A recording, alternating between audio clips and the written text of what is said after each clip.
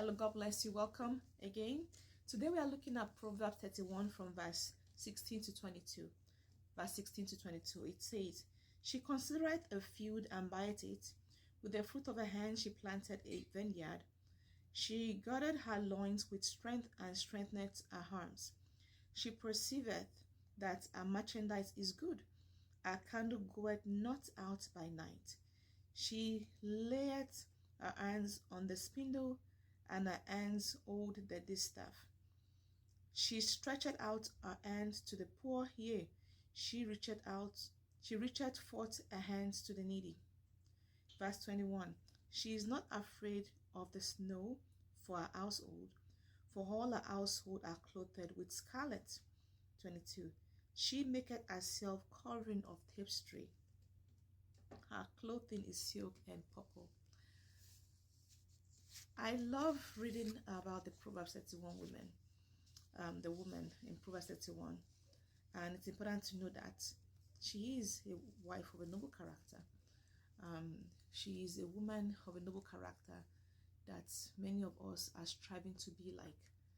And it's important to understand that she is not a one-day's job. She's a woman in progress. She's also a mother.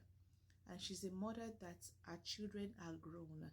So this place that we have read did not tell us that our kids were young, because our kids are grown. As we continue, we'll see that our kids are grown. But in this place, we are also learning that she is a woman that has money. She's not a poor woman, but she started from somewhere. Like we said last time, that she finds something and she do it. She makes sure that our household has food. She starts from somewhere. She makes sure that she is cooking for them. Even the people that works for her are happy to work for her. She's not cursing anybody out. She's a woman that her husband bless. Verse 12 that we talked about last week said that she would do him good and not evil all the days of her life. So as long as she's alive, she's blessing that man. And that man has no reason to fear for whatever she's doing. And now we are seeing that she is also able to buy a field. She's able to put things together, and she's not a woman that destroys things. Proverbs 14 verse 1 says, "Every wise woman buildeth her house, but the foolish plucketh it down with her hands." In the case of the woman in Proverbs 31, we see that she's a woman that builds all around. She finds a field, she builds it. She finds anything, she sell it. But making sure that our family is secured, our servants are there. The things that she's doing, she does them, and she has learned also to delegate things. Many of us, we are stressed out because we are not very good at delegating things. One of the things that you should try the most not to delegate is cooking. I know that some people are not so good in cooking some things, and even if you delegate somebody cooking for you, you should have time that you cook for your family. Not just like they never taste what cooking is for you. That should never be something that happens to you in your household common. And if this is something that you struggle with, nobody is too old to learn how to cook. So even if all you know how to cook is egg or boiled rice, you are doing something, and you can learn how to cook the sauce or whatever it is that your family likes to eat. You add it together and you start from somewhere. Don't ever think of yourself as, "Oh, I can never do that." Don't ever think of yourself as, "I can never do that," because God wants us to learn. When we are open to learning from God, we are building our family, we are building ourselves, we are also building our own self-esteem. And you'll be surprised how your children will be proud of you. Like, "Wow, I didn't know that my mom could do that, but I'm so surprised that she was able to do that. I am so proud of her." So don't look down on yourself. Know that God wants you to try, and your family will be very proud of you by trying. They might not show it the first time. If you have kids that are teenagers or little kids, they might not show it. But later on in life, you'll be able to see how appreciative they are that you put in that effort to learn some things. So the little things that they show you, be appreciative of them. It says that she's also laid her hand to the spindle, and her hands hold the distaff. She stretched out her hands to the poor, yea, she reached out forth her hands to the needy. Now, she's not a stingy woman. She's a woman that bless others. No matter how much she have or how little she have, she stretch out to bless others. You also can be this person. Look at the things that you are throwing out all the time. Try not to throw them out. Somebody needs them. So bless somebody. And don't give them trash. You know, some people that you say, oh, but I gave you this, I gave you that. Give them something that you want somebody else to give you. But at the same time, you have to be able to ask God to show you who needs your help. Because the person that doesn't need your help, if you bless them, they will not appreciate it. But the person that needs your help, when you give them something small, they will go a lot of ways to appreciate you, even pray for you. So it's important for you to ask God and say, God, I want to bless somebody. Show me where I can help somebody. I'm sure you can look around. You find some people that are needy around you. Bless them.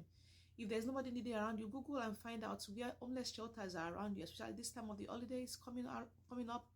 You can make a shoebox for somebody's child. You can put some things together and give it to them. Bless somebody. Bless somebody. You'll be surprised how much $10 can go in blessing somebody. You know, buy books for them. You don't know when the last time somebody have a good book to read and then don't have to return it back to the library. Buy something for them. Buy something that they will look back and say, wow, I have this as something to remind me of what happened when we are still suffering. And thank God for this person that blessed me with this. So buy something for them. Don't be selfish. God wants us to be a cheerful giver. Now, when you give to somebody, don't try to take it back from them. Just give it and let go. God will tell you those things that you need to let go. If you have too many clothes in your closet, also give them out. Give them out. Give them out. Give them out. You don't need clothes that you've not worn for years hanging out there. Shoes that you don't. Some people have shoe boxes that are still new. Look at them. You bought those shoes 4 years ago. They are still there. You didn't touch them yet. Maybe it's time for you to give them out. So look around and see. You will see things that you need to give people that need them more than you, because obviously you don't need them yet. And also in verse 22, we see that she does something. She makes herself coverings of tapestry. Her clothing is silk and purple. Now she makes something for herself. She is a woman that takes care of herself. Many of us, we don't take care of ourselves. Many women, they ignore signs of things happening in their body. And then you see them just die on the road. God wants us to take care of ourselves. Yes, you are taking care of everybody else. But if you die now, you'll be replaced. You'll be surprised. You'll be replaced. It's important for you to take care of your own self. Take care of your body. Check your body. Check every part of your body. If your neck is hurting you, do something about it. If you have stomach ache that is there for a long time, do something about it. If you're having chest pain that's there for a long time, do something about it. Pray, yes, pray, absolutely. Prayer should not be the last resort. But if you have prayed and nothing has changed yet, ask your pastor to pray along with you or pray for you. And if it's something that is not spiritual, seek medical help, because there is nothing God cannot do. And sometimes God wants us to be able to learn that He is able to do everything for us. So take time to take care of yourself. Proverbs 12:4 says, a virtuous woman is a crown to her husband, but she that maketh ashamed is as rottenness in his bones. When you take care of yourself, you make your husband look good. When you take care of yourself, you make your children say, that's my mom, that's my mom. Even you look in the mirror and you smile. So take care of yourself. You also make God proud when you take care of yourself, because He created you. So beautify yourself. Don't look older than your grandmother. Take care of you. God bless you.